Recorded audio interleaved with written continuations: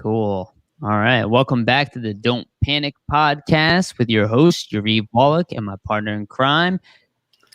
Chris Mayer. What's up, everybody? This is going to be a fun one. Got episode 5. I got a lot to talk about. Some playoff talk. Flyers ended up, I guess you could say, losing out on a prospect, if you want to call it like that, and Kase. And we got some important stuff to talk about today. Yeah. It's weird. Hey, yeah, people are joining already. It's I guess there's like a lot to talk about. Not too much Flyers news, I guess, to talk about. It's all kind of up in the air right now for the Flyers. It's like the calm before the storm or whatever. So let's get into it. Let's talk about David Kase. So you said the Flyers are losing out on a prospect. Tell me what you mean by that. Because you already know me. My thoughts are going to be different than everybody else's. I know. And my thing is that I don't necessarily like that they lost out on Kase. I liked Kase. I always thought he was kind of a good player. I thought when we saw him in the NHL last year, those handful of games, I thought he played well. I feel like he never really got a chance then after that. And I think that's kind of what we've kind of been talking about, is that like they have so many of these prospects. It's like, what are you going to do with them? And I guess a lot of them are they're going to have to walk because the Flyers don't have any place for them. We should make it clear. You're saying they lost out on him, but they did not lose him. They retained his rights. Mm-hmm. So this is what I was going to say. My interpretation of it is very different than that. My interpretation of it is that the Flyers have an excess amount of wingers, actually, and at the NHL and AHL level. And if you look at his usage this year, he's too good for the AHL, in my opinion, and he's not being utilized properly down there. So in his mind, he's probably like, all right, well, I'm going to go play top line in the Czech Republic League, and at any point that he's ready, the Flyers can kind of summon him back over. I mean, he's a better player than Linus Sandin, for example, and they're about the same age. So I don't really see it as a loss so much as I just see it as like, why would he go play in the AHL at this point where he kind of is not being utilized enough, and there are more young players coming. Like a guy like Ali Lishko was signed. Maybe Elliot Denoyer might be playing for the Phantoms next year, for all we know.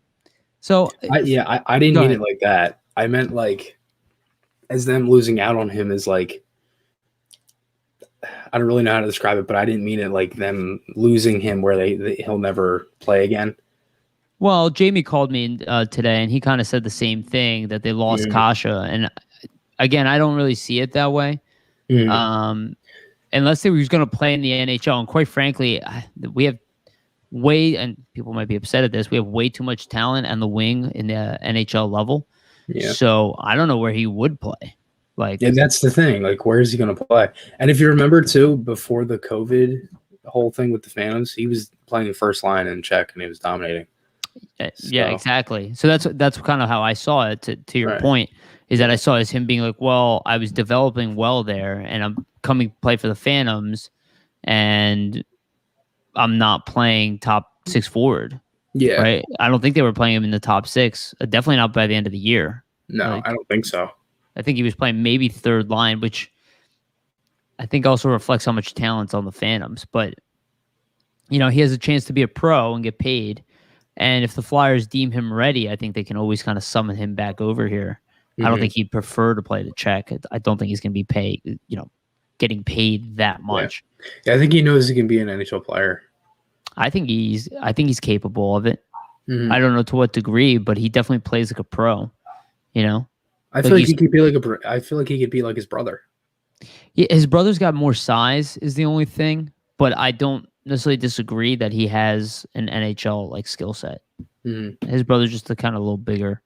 Yeah. A little more physical. I felt like that's always what's held Kase back, is that he's like a physical player at heart, with a lot of energy. But, at the same time, I was playing around with the lines last night. Like, as of right now, am I penciling Lindblom the 4th line center next year? Or I'm sorry, 4th line left winger. I mean, but that's the left wing depth. I mean, that's what Kase is. Maybe a right winger.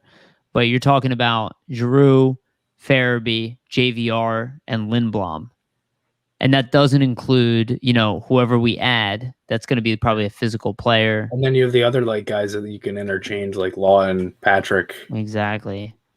So in my opinion, Patrick is staying here and is going to be in the top 9 next year.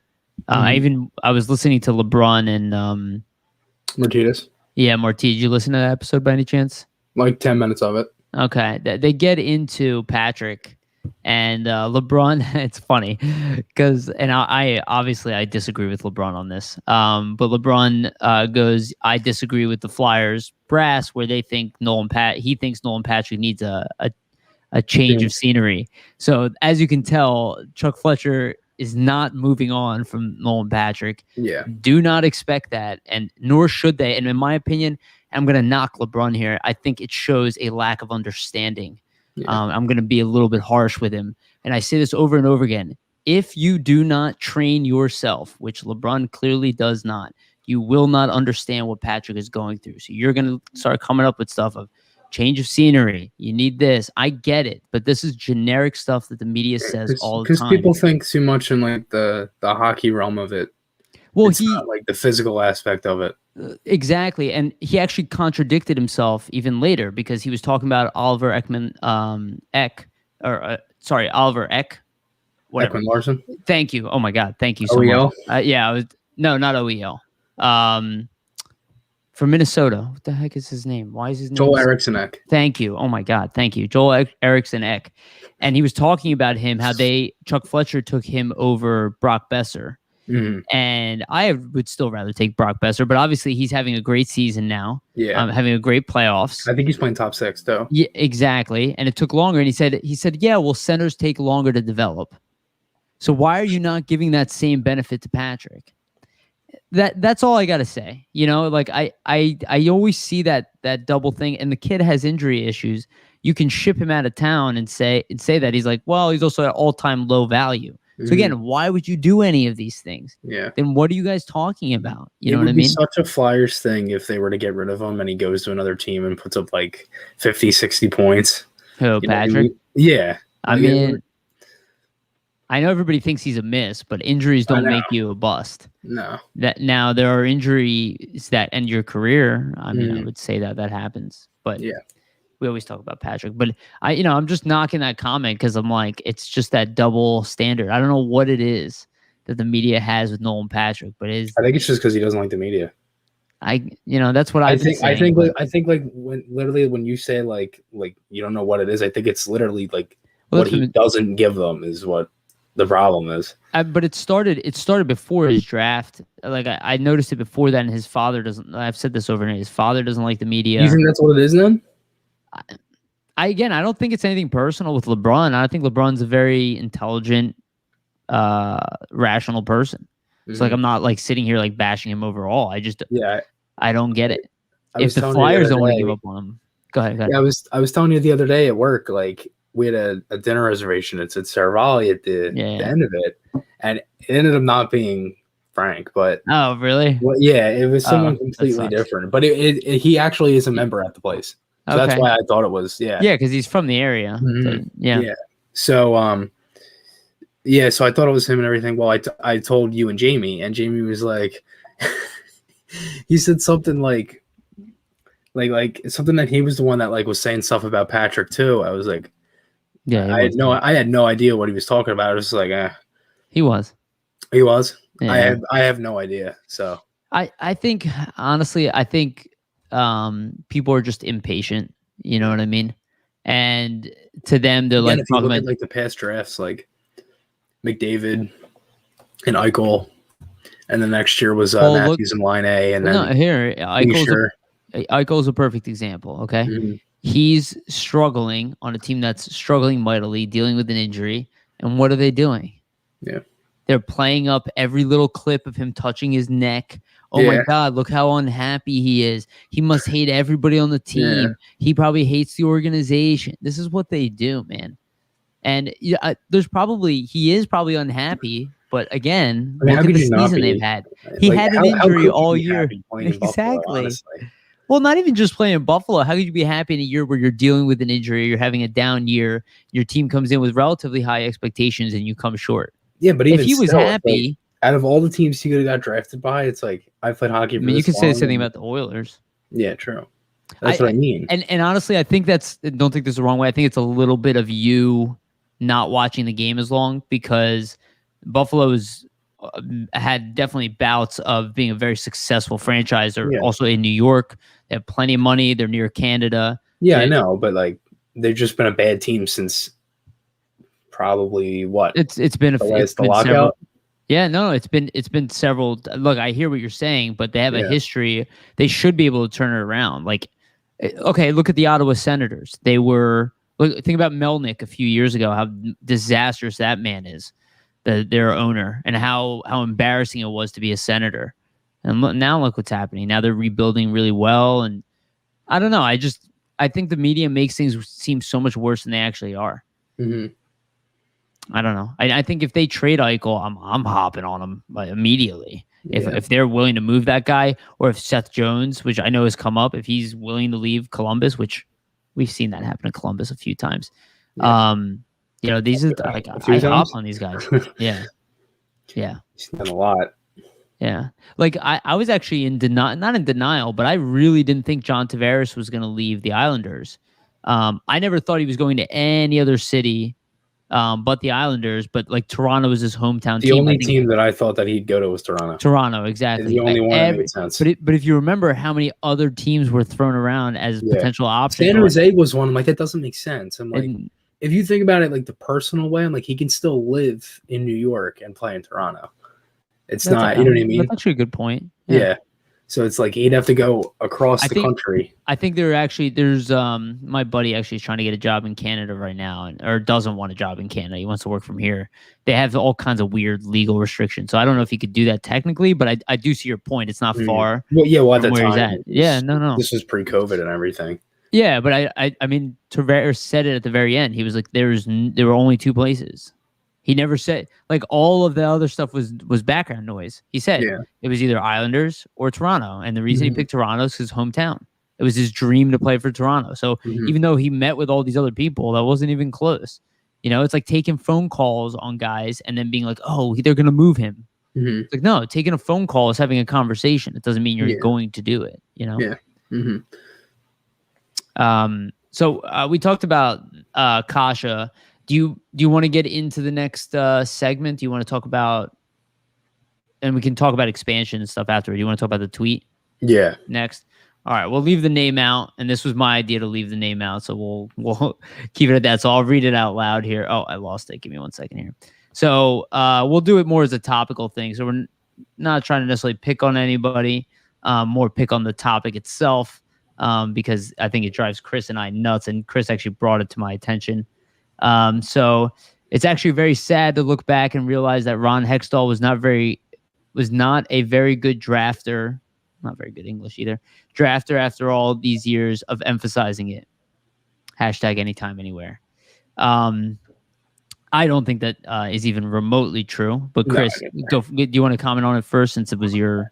Yeah, I mean, I quote tweeted it. I just put LMAO, and then I just put Provorov, Konechny, Patrick, Sanheim, Albie Kubel, Lindblom, Allison, Lagzinski, Frost, Hart, Friedman, etc. And then underneath I put Myers and Zamula, who they didn't even draft, mind you. Correct. And Correct. And the reason I put all these guys is because they've all, were NHL players or have played for the Flyers, or you know what I mean. So that's the reason I put this. And then I love this. The one comment underneath that says, "You actually just made this argument." What do you mean? That's the comment. Yeah, and then it goes on to something else. But you actually just made this argument is the one comment. Oh, okay. Like, why? First of all, it doesn't make any sense, right? Yeah. If you're looking at a team and you're saying, "Well, we got all these guys, but all of them were just put in front of us," that means our GM sucks. What the fuck do you know about hockey? I mean, I'm serious. Like, honestly, like, if you look at the Flyers, right, and everybody was like jumping for joy about all these guys that we got and how good they were going to turn out, right? They have one bad season where most guys take a step back, some go really far, and everybody is just all garbage up in flames. Yeah. Again, it's like the meme of the dog sitting in the house. He says, "This is fine," and the house is on fire behind him. Yeah. That's all it is, man. It's just like, if you seriously sit here and look at all those players that I just mentioned, that's like, I'd argue that's literally half the Flyers roster. Yeah, and that's a great. You can even throw more in there. Like Farabee is one I didn't even mention. Like, I mean, you can keep going. He did a fantastic job drafting, actually. Yeah. If you guys, and everybody wants to point out his misses too, and this is what we were talking about last episode. Is like, everybody wants to compare his misses. I'm like, dude, the only miss that I ever hear of is DeBrincat. Is who? DeBrincat. Yes, that's it. It's the only one I hear of. Well, I guess people harp on the Patrick thing because, you know, Makar, Pettersson. Well, he obviously was first overall. I don't even care about that. Yeah. Well, Pettersson is I love Pettersson. I actually love all of those players, including Patrick. So I just think Patrick has had injury issues. Right. I would actually say as well, Chris, to your point, if you guys ever spend any time on Hockey DB, go on there, go to the Flyers all-time draft. So you can see every player the Flyers drafted. I've looked at that. Yeah, and on the right-hand side, you can see the point totals. You can see when Hextall took over versus before taking over. You will see a shitload of misses. And then you'll see when Hextall took over, it's like 50% success in the NHL. You can go back to the 14 draft. And I don't think you even mentioned Lazinski. Right? Did you mention? I said Allison and Lisinski. Yeah. Okay, cool. You probably said you can go back to the 2014 draft. It doesn't include Noah Cates as well. Yeah, yeah. You can go and the reason I say that draft is you go to the 5th round. You look where they took Lindblom. He's literally the only NHL guy that I know by memory that has played games in that round. Like, you can literally look through the names, and there's no one on there, and then you see Lindblom, and that's it. It's like the steal of the round. Yeah. And Isaac Ratcliffe hasn't touched the NHL yet, but and I find it so funny that nobody picks on him, which I like. Don't get me wrong, I don't want people to pick on him, but I find it really funny that nobody talks about him because he was a first-round pick talent. He was supposed to be taking the first round. He dropped out of the first, and that's why Hextall leaped up to get him and traded assets to get him. He's always going to take long. He's a 6'6" left winger. He's just going to take a time, and he's actually finally starting to come into his own in the AHL. Yeah, but that doesn't even. He also battled injury too. Yeah, exactly. It's always like I think you said it really well. Actually, you said they like to focus more on the misses than the hits. Because again, we're struggling. Yeah, like I get it. It makes sense. You know what I mean? Because it's like, oh, well, we're bad, and then let's just get pissed off, and then you just throw something in there. It makes sense if you're a panic button who shouldn't be in charge of people or assets. Yeah.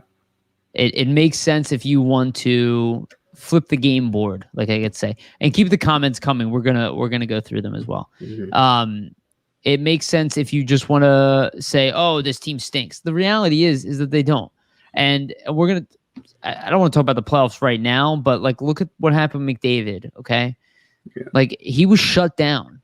And quite frankly, Winnipeg is a good team. They're not the best team in the playoffs. Okay. They don't have the best D. That might have been like the most like tightly contested sweep I have ever seen. Like, it was 3 overtime games. They also blew leads. Yeah. But like, still, it was close hockey for majority of it. But again, I think he had no points in the first 2 games. He's a minus player. You know, what happened? I thought he's supposed to be unstoppable. Again, I'm being facetious. I don't think that about him. I think he's incredible. I would trade a ridiculous amount of assets if it was even possible to steal him from Edmonton. I love how people, and I keep seeing this on Twitter too, and this kind of was going what we were talking about. Is like people are like, I will talk about more. Take to get McDavid. There's a comment here about more. We will. Sorry, go ahead. Yeah, and then like there's tweets that are like, I wonder what it would take to get McDavid. Like, dude, regardless of what you give up, I don't think the Oilers are going to even like if you they will listen to that phone call for maybe 10 seconds and then it would have to do with him like literally being like, I will not play for you guys. Right. Anymore. That's the only way he would get moved. Correct. If there's like, you know, could this team trade this for McDavid? It's like that's not. You could get a lot. Like let's just theorize here from the Flyers. I mean, quite frankly, you could get from us. You would definitely be able to get Sanheim, TK. You'd be able to get Frost all together. I'm talking about not one. You'd be able to get Frost. You probably get a couple first-round picks, maybe 3. Provorov too. I think Provorov they would ask, but I mean, yeah, theoretically yes, but I don't think the Flyers would want to include him. I think they'd rather overpay in another way, rather than to lose your number 1 defenseman, because at that point I wish you could still just give another hole. Money. What? I wish you could still just give teams money. Yeah, well, to your point, that's how it happened back in the day. That's the only reason why Gretzky was traded. They needed cash, and we handed cash over for Lindros too. It was like what, 15 million or something? Yeah, or 12. But if you look at the team, and Craig Button actually said this a few years ago on Leafs Lunch, and it's a great point. I mean, the teams that like the Edmonton Oilers won the cup without Gretzky. Yeah. The Colorado Avalanche won the cup without Lindros. So, like, you talk about why would they trade McDavid? I mean, they could trade him and fill out their entire roster. Right. And that is their biggest problem right now. Not that I think they would, and I don't think they should either. I mean, I think they should just be patient. They have a lot of young talent, and they're finally getting better. So they really, they made the playoffs 2 years in a row. It hasn't necessarily gone the best way, but I think that's what they just want to. That's what they've. I was listening to the. You could demand almost anything from them. Sorry, go ahead. From Dave Tippett, their head coach, and he was kind of just saying, like, you know, we've made the playoffs 2 years in a row. We just kind of keep focusing here, and I thought I agree with them. Like I think if I'm looking at Edmonton, the one thing I notice that's a glaring hole is goaltending. Like regardless of the two, you know, guys they have, Smith and Koskinen, in the years they've had, I still don't think those are good enough for them to go far. I think they'll have to do something. Well, yeah, we'll see. We'll see what they're. I mean, to your point, they do need a goalie, and they probably need another D man, right? Even though Bears had a big year. I was just gonna say I don't think their D is that bad. Like they still have good D. It's getting better. I thought Barry was good for them. Ethan Bear is a really good young defenseman. Right. They have as you said, Dobson as well. That's the Islanders. No, who's the other guy that they drafted a couple years ago? I always confuse him with Dobson. I'll look it up while you keep talking. Ethan Bear. Did I say him? I said him. It wasn't Bear. I'll find it. I don't know. Adam Larson they have too. They got a couple years ago for the Hall trade. Terrible. I mean, they need their D, so I get it. Yeah. That's the thing. Go ahead. No, please. No. I'm looking this up, so you go ahead. Oh, okay. I thought you had it. I think I don't think they're that far off, like offensively either. Like I think they still obviously they have the pieces. It's just it seems like when playoff time comes, they're either too far into the game where they can't do anything with McDavid and Draisaitl split up, and then they have to put them together, and it's too late. Bouchard. Oh, Bouchard. Evan Bouchard. That's what I was thinking of. Sorry, but yeah, no, I agreed, man. Agreed. We're talking fantasy stuff. They're not going to move him. They don't really need to. And honestly, $13 million for Connor McDavid is really not that bad. When you start seeing like the other contracts that are like some guys are getting paid $11 million and they're not able to bring what he's able to bring. So he would really cost a lot. Like they would have to be desperate, and you would the sell only ones that sell the are Marner and Matthews. Yeah, and I see here Cryptic Cowboy, and I'll throw it up here. I guess he said that Hart would be a throw-in. Like, yeah, but the problem is Hart is a franchise caliber goalie, so it's like you start making these moves. And you're like, well, then we open up all the holes on our team too. Right. Not that I'm not saying it wouldn't be worth it. I mean, it's McDavid. This guy is going to he's a generational talent, all time potential great. So it's like, I'm not saying I wouldn't do it, but it's like, what would we have to give, you know? Yeah, and this one, honestly, Ovechkin, I think will get literally whatever he wants. Yeah, I mean, he's negotiating his own deal. It's not that hard to. I don't think he plans on ripping them off or anything. I think he'll get term over a high number. I think he wants term. So I think probably around 9 million, 10 million he'll get, probably around what he's making now, but he'll get the years that he wants rather than go on the open market. On the open market, he could probably get 12 million a year. You know, even for it's just who's going to be able to give him that in this type of no. Yeah, I don't think he wants to move either. I mean, like you're talking about, like why would he want to leave? Actually, I do think the Caps will make some changes though. Yeah, no doubt about it. I've heard because Kuznetsov might be on the way out, and they haven't liked his off-ice antics. So it's possible. And he's a guy that you get a lot for. Yeah, he's a guy. But at a certain point, like, what are you replacing him with? Like, They got to bring in another center, or they got to bring in a top end D man. Well, Mantha's a winger, right? Yeah, but Mantha can play center. Potentially, I guess. I've never seen him play center, so I think he played center before. I think for the Red Wings he did for a little. I wouldn't rely on that. But I'm not saying you're wrong, but I personally, I would say if they're moving on from it would be for another center, or they have a plan to bring in another center to replace it. Maybe they trade him for something and then they bring in a center as a UFA. But my understanding of Mantha is that he's a goal scorer, So where Kuznetsov is a playmaker, and that's the type of guy typically those are the type of guys who play center. These guys who set guys up, cut through the middle. Mantha's a talented guy. Again, I wouldn't know whether he can be transferred to. Yeah, he's averaged around like a 42 face-off percentage. Last year with the Red Wings, or this year with the Red Wings, 42 games at a 48.4 face-off percentage. Okay, so that's not very good, but doesn't mean he can't play center. To your point, we'll see. Maybe he can. He's young. He's still 26. He could get better at it. Yeah, to your point. I mean, it's possible to some degree. I mean, look at the way Blake Wheeler. I mean, not that Wheeler would evolve in the same way, but he evolved as a player immensely. So and he's a big, strong guy. You see that block shot he had last night?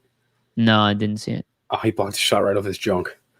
Oh, it did not look good. Yeah, and his post game quote was funny. It was like, me and my wife, right now we have 3 kids. I don't think we're having any more, so you're just trying to block the shot. Yeah, that's funny. Something like that. Yeah. Yeah, that wouldn't be a fun thing to take. There was a comment here about Morin. Why can't I find it all of a sudden? Oh, here we go. Yeah, thank you. So, I mean, my opinion is that Morin is getting re-signed and should be re-signed. I mean, we lack toughness. It's what he brings. He wouldn't cost a lot. We've developed him. He's happy here. I don't know the risk or the issue. At the very least, he could be in the minors. Flyers have literally nothing to lose. Yeah. So, I mean, my guess is yes. And he's got a great attitude as a person. So I imagine they would want to keep him around. I don't really see an issue with moving him or with keeping him. The only thing is the Flyers have moves to make, so I don't know what's going to happen. I would say maybe they have to trade Robert Haig. Maybe they have to trade a defenseman. Who knows? They have moves to make. They're not going to make a ridiculous amount of moves, but they definitely have to bring in a top D-man, like without a doubt. Yeah. So I don't know. It's going to be interesting. I think Morin stays. I assume you agree. I do too. Yeah, I don't. I just don't think there's anything. Again, I don't think they have anything to lose. There's no. I feel like if they can, I mean, they've already brought in, or they already brought him back, right, from his career. They pretty much gave him essentially a new first start to his career. Mm-hmm. They tried him out. I thought he looked pretty good in the games he played at D. Yep. I mean, at that point, the season was kind of over. Or the winger. Or winger, yeah. Offense, he was just absolutely like I didn't like him in offense. I thought it was weird. I felt like his positioning was really odd. And then I remember we were talking about this when they did that. No practice too. Remember that? Yeah, very little. They did that, and then they put Friedman at wing. So you had 2 defensemen. I didn't like any. I didn't like what they did in there. Yeah, I didn't either. I think that one was on the coaching staff. That I don't know, maybe because of practice, but I didn't even get it. We had a forward bench that the game 2 it didn't make any sense. I like this question. I want nothing more than for Patrick to turn out, but if he shows little progress next year, maybe probably try to move him. That's not what I meant. This one, sorry. Yeah, I'd love to play Patrick on the wing with Coots next season. So I think I brought that up earlier this year to you, Chris. It's like, why didn't they try that? Why didn't they put him with Coots at one point? Coots is so responsible defensively that he could make up for that. Coots is like the stick-it guy. Like you put him with anybody who's struggling, and they start to play. They did that early in the year last year. They put him with JVR and Voracek, and they both were Gwenko. Started to get going then.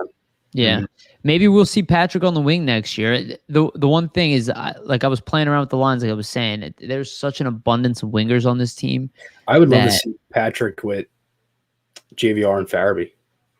Yeah, that's what. It drove me nuts all year that they didn't do that. They separated Patrick or Farabee and JVR. Yeah. Though I truly think the Flyers will be trying to shop JVR though. Yeah. Like because you just look at the left wingers, right? I name them: Giroux, JVR, Farabee, and Lindblom.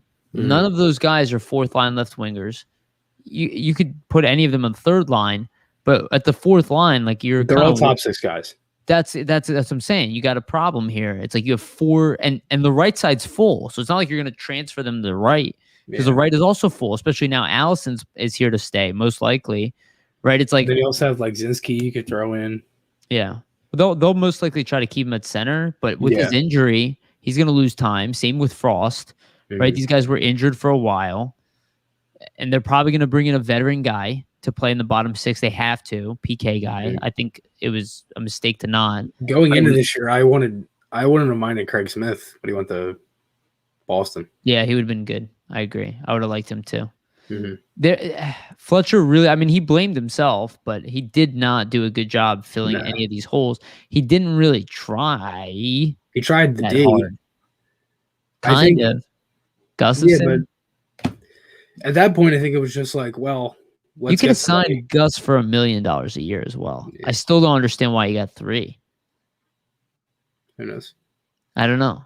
That move confused me. For the offense, it was like, I don't really think. I mean, if you go back to that time, were we really thinking that they needed someone on offense? Like, did we need a fourth line center, a third line center? I don't think that was even a question. I think it was literally just Phil Niskanen's role, and they were screwed with cap.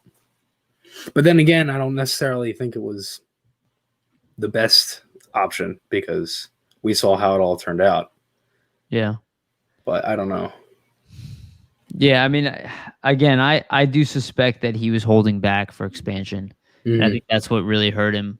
And what you fear, you attract. So it's like, I think he was worried about stuff happening. I think the Niskanen thing really just caught him off. And I think he thought he had at least more stability. He knew about it.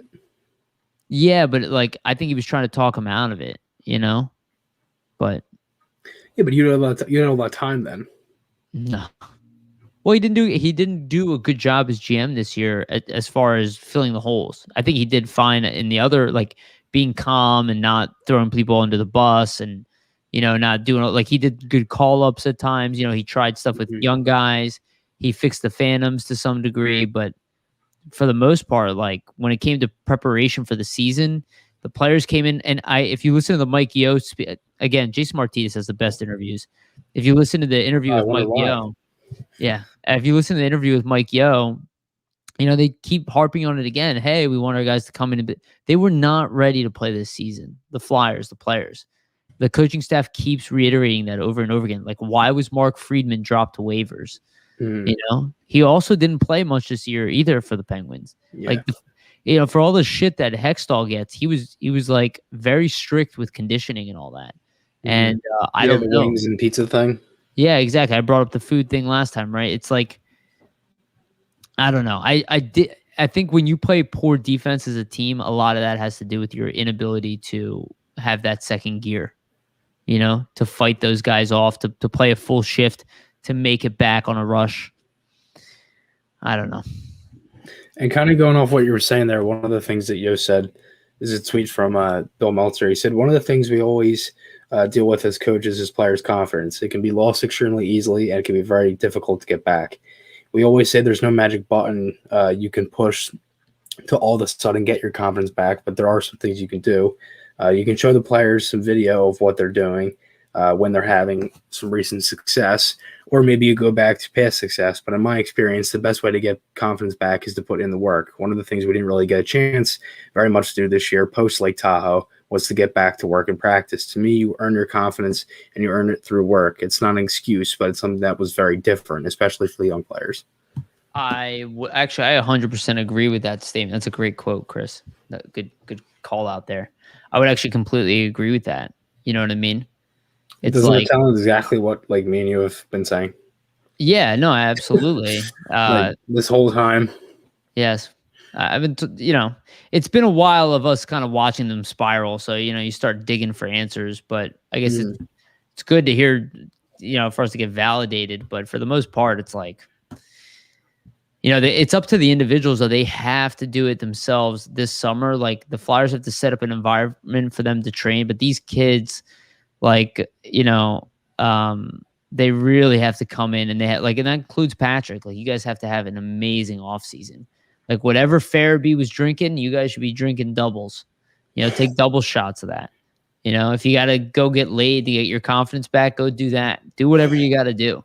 Yeah. But they really need it. Like you said, they got to put in the work this season to just come in and feel really good about themselves, because that type of spiral that we went through, like you watch the way the fans are kind of panicking now. There's no heart, there's no this, there's no that. It's like everything's broken. It's really not the case. It's really not.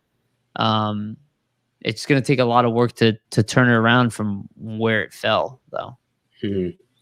And I was just since I was like flicking through the tweet there, Bill put up a couple of things, and the other ones here is, sure. I guess just the way they were talking about it was like defensive zone coverage, and he, I shouldn't really say coverage. I guess it's just the way that they play in the defensive zone. He put it as instinct versus thought. He said the difference is split seconds, but it's a massive difference when you get into games. When a player has to process and think on the ice, you play slower, and when you play slower, you get caught in between. Absolutely. Yeah. There's a lot of that. Actually, to your point, when you were watching a lot of, like, you watch like the Islanders play against the Penguins. I was watching, a good amount of that game, and yet last night, and like I'm watching the Islanders play, and like there's like these last minute opportunities for the Penguins, and they're like, they're circling around the net. And I'm like watching them, like there's no, like the announcers like getting all up, like, oh, and they throw it. I'm like, no, the Islanders have everything locked down. I was like, there's nothing open here. And like the last 30 seconds, you see, no matter what the Penguins try, the puck never even made it past the initial player, because they were always in the right place. You know what I mean? It's like, you notice when a team plays really well, you shut down everything. Yeah, that's how Winnipeg was in the second there last night in that game, because they were just taking penalty after penalty after penalty. I think they had like, the Oilers might have had 5 power plays in the second. And literally every time it would be, Barry would go one way, Draisaitl cuts around, McDavid, whoever, every shot was blocked. Literally every shot. And then what happened? They got it down low off a bounce and ended up scoring. Because then at that point, it's like, how many power plays you're going to have until you score, you know what I mean? So yeah, that was bad, yeah. Right. So at that point, it's like, with Barry, Draisaitl, McDavid, and Nugent Hopkins all on the ice, and then Chason, who ended up scoring the goal. I love how out of the 5 guys Chason scores. You know what I mean? Like it's just not something you'd, I guess, bet money on who would score. No, I'm kidding. But still, that's kind of my point, is like, if you keep giving them opportunity, they're going to score. And that's one thing we saw this year with the Flyers is failed turnovers, failed clears. I mean, there's just so many instances, and that's kind of what the instinct versus thought thing I was talking about was like, you can't necessarily play up to speed, and that's kind of why they got caught. Yeah, no, I totally agree, man. But they've shown that they can do it. I hate the amount of hate that Sanheim is getting. Like, I know, he's 24 years old. He's allowed to have a struggle season. Like, it's not the end here. He's still one of the best young defensemen in the league. One thing that LeBron did say that I find really interesting is, if Seth Jones is available, like, that's where you trade Sanheim. Like, obviously you have to give up more, but like, that's a case where I'm like, okay, I'll move on from Sanheim or Myers if I'm getting Seth Jones in return. Well, then don't you have another hole? I mean, to some degree, but it doesn't matter. I'm getting the better defenseman. You know what I mean? Yeah. I'm getting the well, I guess that's the true number 1D. Yeah. It's a lot easier to replace a Sanheim than it is Seth Jones. Mm-hmm. But I mean, yes, you would still have a hole. Hope, and then but again, a guy like Phil, though. What the second, right? If you move Sanheim, yes, correct. Like, for instance, it's a lot easier to find a second pairing D-man, a veteran guy, than it is a veteran top pairing guy, right? So you can go out and get. They do that. You keep Ghost. Exactly. Yeah. Well, I guess at that point, We have no idea. So I see here Jesse Bell, who goes to Seattle. I have no idea. Yeah. I just be honest. I have no idea. I don't know either. I have an idea of who will be available, and even that I'm not so sure of. Yeah. Who could go to Seattle, but I don't know. Yeah. I personally, if I was Seattle and I saw the list of players available, I'm probably taking Ghost. But it also depends on who I think else. they'll take a defenseman. Well, it depends who's available around the league, though, right? Like that I is honestly really think what it comes down to. it's that, and it's also how they mold their team. Like Vegas molded their team very big, defensive, strong team. Look what they did. They molded McNabb and Theodore, two guys you never really thought would be like offensive defensemen. Well, I guess that's more for Theodore. But Theodore, I don't think anybody expected him to be quarterbacking their first power play unit last year. Well, maybe not first, but I think he had some two-way upside. Probably not top power play to your point though. Yeah. Not that type of game. Yeah. I mean, at the time, I should say at least. Yeah. No. I think what you're saying is definitely true. Like and especially I think it's a great point. Depends how they want to mold their team. Mm-hmm. What kind of players they want. Do they want JVR, who's a big, strong player who quite frankly, had a pretty good year on a team that wasn't very successful? I mean, he only has 2 years left. I don't know. They have to hit some cap floor, so. I wanted to look this up earlier as to what his actual. I'm gonna look it up right now. I want to know, does JVR actually get paid $7 million a year over the next 2 years, or is he making less? Let me see. You could look that's broken down on Cap Friendly. Yeah, I'm on it right now. Okay, so next year he's making 6 in his base salary, $1 million in bonuses. And then the last year of his contract, he's making 4 with $1 million in bonuses. So that actually is a lot more digestible, because if you think about it, right, in the second year of his contract, it's a smaller actual dollar amount, right? So if you're a team that's trying to hit a cap floor, $7 million in cap, $4 million in $5 million, assuming he hits his bonus, $5 million in actual dollar amount, you're saving $2 million there from the cap hit. That actually might be tempting for a team like Arizona as well, especially if you eat 20%. If I'm the coach right now, and again, the GM, and I talked about how much depth we have at the wing, that's the guy I'm trying to move on from. I'm trying to trade him for a veteran defenseman if it's possible. Like, that's what I would be trying to do. Throw in a first-round pick if I have to for this year. Not that I would want to, because there's probably a steal to be had this year, but I would be trying to move JVR. Yeah. No, I agree. I mean, I think question. Yeah. When does Seattle pick? Sorry. When is the draft? So, actually, the NHL draft? Yeah. So Seattle picks, I think, July 21st, and then the NHL draft would be the 23rd. The 23rd. Yep. So it's a Friday and a Saturday, and then I think the free agency is the 20th. Thank you. So but it's only a week span. When's the lottery? It's the 2nd, right? June 2nd, the draft lottery. Yeah.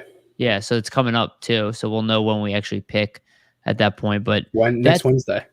Yeah. That is the snowball effect. Or I don't know if that's the right word. Whatever. That'll probably get the ball rolling, right? Like, as soon as that Seattle expansion time opens up, like, I do expect some craziness. I think they have I think they have the 3rd highest odd for the number 1 pick. Who? Seattle. I think I saw the percentage. Yeah. I think that's the same thing they do for Vegas, right? Yeah. That you come in at 3rd, not 1, and then you can drop down from there. Yeah. Flyers have a 1.9%. Yeah. We've had worse odds. But I don't expect us to get a higher pick. Wouldn't it be nuts if we got the first overall pick? After everything that happened. But honestly, you know what though? This is the weakest draft. This isn't the type. I actually saw Owen Powers even drop to outside the top 5 now in I guess we'll take Beniers. Yeah. But it's there's no true number 1 in this draft at all. No even worse. Yeah, it's not even Patrick Heischer in that top 5. Nobody knows, and the OHL didn't even play. So it's I don't know. I have no idea how this draft's going to work out. Yeah, me neither. I think it's just gonna be like, let's take them. Yeah, I will be having. I'm gonna have the draft analyst on the Getting Gritty podcast mid-July, or I'm sorry, mid-June. Or 18th, I think it was June 18th we decided on. And I'm interested to see what he has to say about how to predict this draft, because I mean, you I'm can't. not trusting anybody. Yeah. Yeah. Yeah. I'm just gonna do my own research. Yeah. I don't know. They don't even know. Like Bob McKenzie and how could you? Yeah, exactly. Half of these kids. And that's the thing. Play. Like, and then I just think to myself, like, well, if I do it, is it right? Do I know? Like, you know what I mean? Yeah. So no, absolutely. I have no idea. Yeah. Let's see. Do we have anything else? We can't talk about the playoffs overall. Do you want to talk about anything else like Flyers related? I guess. Here's a Cryptic Cowboy. This is. Yeah. I think so. Go ahead. Yeah, go ahead. I think so. I think they'll keep it until like they're on the clock, and then it'll get traded or something. Like, I don't think they're going to draft. I've been saying this for forever. Like, I don't think the Flyers are going to use their pick. I think they're going to get rid of it. Really? I think because the pick is so high, I think they'll probably keep it this year. I thought if the pick, because you can get a really good player. I mean, look at Cam York. A top defenseman. What we need. I don't think the Flyers need to draft anybody. And like we just sat here and talked about like all these prospects that they have, and they got to get rid of them. So if I'm looking at it, so why wouldn't you trade a prospect and draft somebody?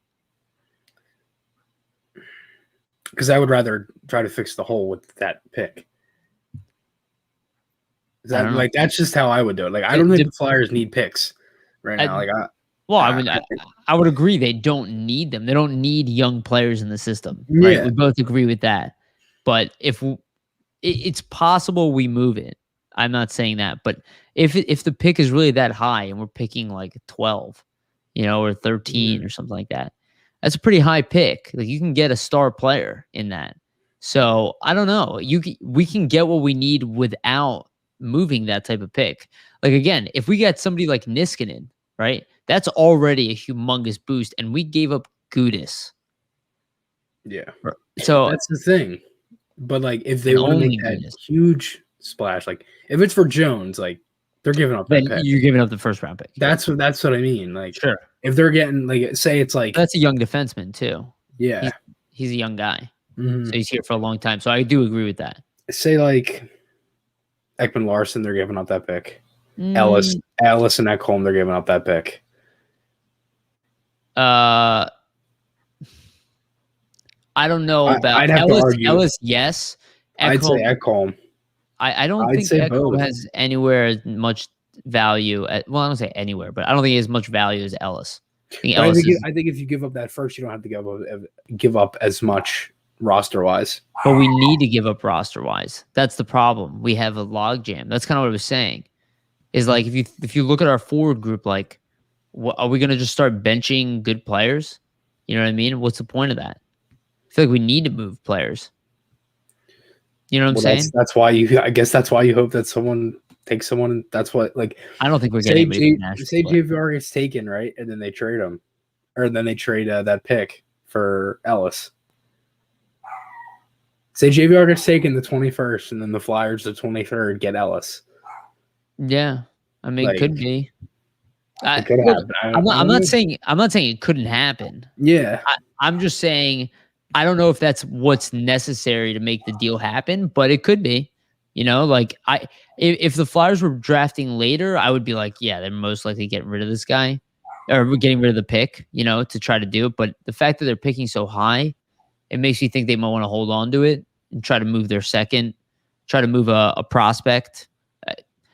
But I could definitely be wrong. I don't know, because they have a log jam right now, and if you want to think 2-3 years down the line, I think they have a log jam in everything. They have a log jam in their system and the roster. Right. So that's why I would think, like, why don't we just trade some of the picks we have, not picks, I'm sorry, some of the prospects we have now, and try to go for something. I mean, yeah, there is talent available to be had. And in the off season, it's a lot of these young players, their value is going to go up, right? Because they are on an ELC. They're really cheap to pay for. And if you can sling them into the roster, they'll be really excited about guys like that because quite frankly, a lot of teams are losing money. So again, I'm not saying you're wrong. You could definitely be right. You're wrong either. I'm just I wouldn't be shocked if they traded the first. I wouldn't be like, oh my God, how could they? I wouldn't be shocked if what you said would happen either. Yeah, exactly. I think it's either or, and it really depends on what happens with expansion. That's how I see it. Exactly. Yeah. That's why I'm not trying to do anything until it happens. It's like you can't. I don't know. You can't. Yeah, exactly. You can't predict this shit. It's like we have no idea. I agree. We can't predict it. I will say this, and LeBron brought this up. I want to give him a little more credit here because I was kind of shitting on him earlier. But he brought something up that actually is a very good point that I did not consider, is that the value pre-expansion to make a trade could be less than post-expansion because the team might be like, well, we need to make the move now, not later. And you might have an opportunity where you're like, ooh, like maybe we have to do this now. I think if we go for Seth Jones, if that's possible, if like he really wants to leave town there, we have to trade either Sanheim or Myers anyway in that pick. Well, let me ask you this then. It's like, or in that trade, go for Hamilton. I don't think we will just because of the amount of money he's going to demand on the open market, unless we can move salary out. But he might want a lot of money. If they can get rid of a high contract. And then, say they make a smaller trade and they get rid of money. I don't know who that would be, what you could even want to throw into that. JVR, the $7 million. Right. Say they lose JVR to Seattle and they trade say Kase, right? And this is just, Sure, yeah, it's fine. They get, what's that, 11 and a half? That's a lot, yeah. It's a lot. And that's I would not be giving Dougie Hamilton that much money. No, if that would be enough for him. It would be, but I would not give Dougie Hamilton over $8 million a year. I don't even say give him 9. I don't even want to pay him more than Provorov because I don't think he's as good as Provorov, and I don't really want to hold on to a defenseman for probably 8 years, right? At that kind of budget, when I don't know, maybe I'm being a little too conservative, but I don't see Dougie Hamilton as the top tier guy. Where like Seth Jones, I would give him the 9-10 million. Yeah. You know what I mean? Mm-hmm. I don't think that Dougie Hamilton's on Seth Jones's level. I see him more as like on Sanheim's level, just more advanced in his career. Maybe I'm wrong. I see your point. I don't agree. I see your point. This is actually a very good point too. Go ahead. Please finish your thought though. Yeah, Dougie doesn't like the media. It's a great point. Yeah. He's a very quiet kid. He that's why he didn't like it in Boston and Calgary. And it's a great point, man. And we're ruthless here. Ruthless. Everybody wonders why. I want to talk. Not many what your dad said too. Star players stay in Philly. Yeah. Well, no, I mean, we really do though. It's I think we're just being really hard. Okay, so I have somebody I work with, an older guy. He's a huge hockey fan. We were talking hockey nonstop in our meeting today, and he's from St. Louis, so he's a huge St. Louis Blues fan. Mm-hmm. And we were talking about the playoffs and everything. I said to him that Philadelphia Flyer fans don't think that Claude Giroux is that great, and he went, "What?" This guy is probably 50 years old. He was like, "Wait, what?" He couldn't believe that they would drool over this guy. I know. We have superstars here right now. We just don't appreciate them. Our team as a whole has stunk. Look at, again, McDavid killing it, but he also is in the prime of his career and he's a generational talent. Okay. All time great. Yeah. He's in the prime. He could even get better. All time great player. He will get better. Gretzky has said he's better than him. You know what I mean? This is a kid that's so ridiculously talented, but without that player on that team, they're not a playoff team. They're not making the playoffs, which is why they don't do much. In the Flyers this year, like I said, without Claude Giroux, would have been probably the worst team in the league, the way they were playing. I mean that honestly. I mean, even if they had Giroux, it still wasn't, But they weren't the worst team in the league. Right. Do you see what I'm saying? There are nights where you're like, okay, they were the worst in goals against. Yeah, and that's not his responsibility. 30th penalty kill, 17th power play. I did a video on that today. Unbelievable. Check out Chris's video. Thanks. It's yeah. I'm looking it up. I just shook my head. I'm like, dude, they had a 73.1% on the penalty kill. I'm like, how the fuck did it go from? It was literally 7th. My dog's gonna bark. It went from 7th to 30th. That's unbelievable. 31st in goals against. I mean, it's what we talked about: conditioning and practice. It sounds stupid, but it's key to being at least an average team. Like maybe they should have dropped without Niskanen to 15th, to 20th. But without Niskanen, without practice, without proper conditioning, boom, worse than the league. And think about that. If they even dropped to say 15th or 20th, that's a 4 seed. Yeah, that's a 4 seed. That's I know. Maybe a 3 seed if it's tight. And we're also, in my opinion, still in the toughest division in hockey. So we got eaten alive by teams that were more conditioned, played more physical, knew all of our weaknesses. Every other division is either the top 3 teams, and then you have the 4 team that's like, and that's it. But no, and Carolina is probably going to be in our division again as well. So that should Carolina and Columbus. Yeah, it should be interesting. I want to talk about your dad's little comment here. Why trade a prospect pick, you guys, in the system? So what I was trying to say there is that you're rotating players out, right? So if you're thinking down the line, you go, okay, I'm bringing in a young guy who's not going to be ready for 2-3 years, but I'm not bringing him in for that. I'm bringing him not to worry about it. And then I'm trading a young guy who's here today that you're grooming for a veteran. That would be that scenario. That's what we were talking about with the pick there. And that's why we said, like, either way could be right. Like, it depends on what the other team wants. If the other team wants a young guy who maybe could play in the NHL this year, they might want Zamula. If they're a team where they're like, oh, well, we don't really want a young guy, we just want picks, then you have to trade that first round pick, right? If they're like in complete rebuild mode. For the Flyers, we have a ton of prospects and picks. So we just have whatever we want. We have the assets to do whatever we want. Are these teams like actually available to give us the players we want, right? Like we don't want just anything, we want something better than what we have, right? Not just a name to plug in there, right? So it's a tough scenario though, but there's no right answer right now. Up until expansion, I feel like we're all talking out of our ass. I'll be honest with you. That's how I feel it is. Pretty much what we always do, but yeah, that's also cool. All right. I got a little bit of time left here before I have to head out. What do we, you want to talk about playoffs real quick? Yeah. Go ahead. You want to talk about Jari, right? Did you see that? Yeah, I saw the goal. Yeah. Oh my God. Like, what? I watched that clip maybe 10 times today, right? I'm trying to think to myself, what was he trying to do? Like, what was he trying to accomplish? He had both defensemen on each side that he could have passed it to. First of all, you never go up the middle. That's just like peewee stuff. You know what I mean? Like he's just and it's just laughable because I think every time I have seen a live goal, it's either been a horrible play by Jari. The first goal of the game, I don't understand what angle he was on there. The whole side of the net was open. I think game 1, the one went short side on him to win the game. I think just about every goal he's given up has gone either high in general or high glove.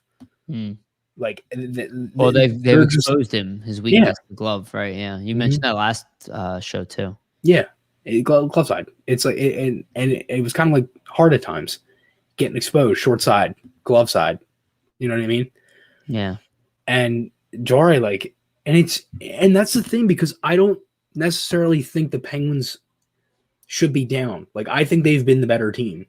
And I've watched it pretty closely besides last game because I had hockey last night. And I literally went to the bathroom, came out, and the game was over because they scored like a minute into the second overtime.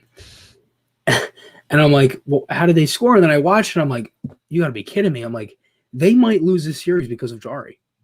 I mean, that typically, that happens though. That definitely happens a lot of times where, the goalie just falls short, If anything, Jari's probably not as good as his numbers indicate. Just like Carter Hart is a lot better than his numbers indicated this year. If you look at the way the Flyers play defense around the goaltenders, I mean, it was atrocious. People keep ripping on the goalies, but again, the team defense was so disgustingly bad this year that it's hard for me to blame the goalies at all. And I saw this tweet earlier, and it was like, I love how the Penguins gave up on Murray and Fleury's out in Vegas. I'm like, yeah, well, they won 2 cups. You know what I mean? Like, I think they kind of won that. You know, like they won back-to-back cups. I think at that point they didn't really care. They should have. They should have. But they won 2 cups. So, well, they thought they had their future young goalie in Murray, right? That was really the thought behind that. But this happens in sports all the time where, I mean, look what New England did with Tom Brady. Again, we're ready to move on from you, Brady. How'd that work out for them? And again, Flowers, he's not the type of guy who's not Tom Brady or anything, but he's definitely one of the best goalies in the league. He's got a couple championships. He's got a great attitude. He knew the team. I think they should have probably kept him, And I think they traded assets for Vegas to take him too, if I remember correctly, right? I don't think so. I don't know. Are you sure? I'm pretty sure they did. I got to look that up now. I don't know. I was 14 when that excuses draft happened, huh? I'm just kidding. I think that they did. I thought that they gave up maybe a 2nd round pick or something. Maybe I don't remember that correctly. I could be wrong about that. Whatever. I don't have time to look that up right now. But I thought they gave up assets. I remember that they really wanted them to take Fleury. And that's why I don't think Fletcher should do anything like that this year. Don't even let them know who we value. Yeah. It's like the tweet that Bill Meltzer had. It was like, exactly. We have our list ourselves. Yeah, this is our list. Got it. Yeah. This is the list of players. This is what you have available. Have at it, Hoss. Because no matter what, like if you take, like let's say Voracek is exposed and you take Voracek, okay, well now I have $8 million in cap space. Now I can go get Dougie Hamilton. You know what I mean? Like anything else about the playoffs? The Vegas game last night was crazy because the Wild had 7 shots at the end of the first period, right? They're up 3-1. I'm like, all right, could be close, probably back and forth close game. The shots ended up being 40-14. I think every time I would flip back and forth from the Oilers' death to that game, the puck was in the Wild zone. I don't think I watched Fleury make a single save in the second period. Yeah. Well, they had 1 shot the whole period, I think. It probably won't last that way. You can only take so much dominance. I think Vegas will obviously walk out of that series, but I think they will in 6. Yeah, it's impressive though. You're not wrong. It is. Yeah. The Flyers did not have that type of. Yeah, Talbot stole them 2 games. Yeah. If they can get a full team effort in 6, they might be able to do something. Cam Talbot, this is what I keep saying, right? Cam Talbot came here. We didn't play good D in front of him. The team before him didn't play good D in front of him. He goes to another every team. Goalie they used that year, the defense was absolutely atrocious. Exactly, and we tend to blame the goalies every time. Lyon, Neuwirth, McKenna, Pickard. Yeah. Oh my God, you're bringing back memories. See, that season was just as painful as this past one, just in different ways. That season sucked. Yeah. That season sucked. The only good thing from that season was the Stadium Series game. That was it. Yeah. 1 game of 82. That was it. That was a great game, though. It was. Who was the hero of that game? Claude Giroux. Giroux. Yeah. I'm telling you, when that guy is gone, this city is going to be very sad. All right, I'm getting phone calls. I got a birthday dinner I got to get to. So let's wrap this one up. I'm sorry, guys. We normally go a little bit longer. Obviously, we do like 9 every time we go like 90 minutes. Even though I say let's do an hour. You're like an hour max. Yeah, hour max. Not 90 minutes later. I'm like, hey, maybe we should wrap this up. All right. Any last thoughts there, Chris, before we wrap up? No, that's it. I'm good. All right, this was a good one. I think next week, we're obviously inconsistent with the time. Chris and I don't have a good idea of our schedules yet. We'll figure it out. Yeah. And it's been good so far, though. And thank you, everybody, for joining in the comments and all that stuff. It's awesome. Yeah. Oh, well, follow Chris on Twitter. Follow myself on Twitter. Definitely subscribe to both of our YouTube channels because we obviously have different content, but we do united partnership stuff on here. So that was kind of our ideas. We wanted to kind of bring those two worlds together. Check out my latest with Derek Settlemeyer, the Always Love Off. That's an awesome interview. If you guys haven't heard it yet, he just goes through like a bunch of stories. And then Chris actually has his own interview with Derek from, was it like a year ago now? July, yeah. Yeah. So yeah, almost a year. So he's got his own. I think that video did pretty well for you as well. So really, yeah, that was one of our best podcasts. Yeah, Derek saw it, dude. That guy's so awesome. He's great. Yeah, he's really a fantastic human being. So yeah, and check them out. Check out Nasty Knuckles. Those guys are the shit. Obviously, Riley and Derek. They have great interviews every week. Yeah, they're like the Flyers version of Spit and Chicklets. Yes, that's a great way of putting it. Yes, they are. And yeah, they just had John LeClaire on. Like, doesn't get cooler than that. It doesn't get cooler than LeClaire. I mean, it's awesome. Yeah. So thank you everybody for listening. Keep your hope alive for the season. There's a lot to talk about now.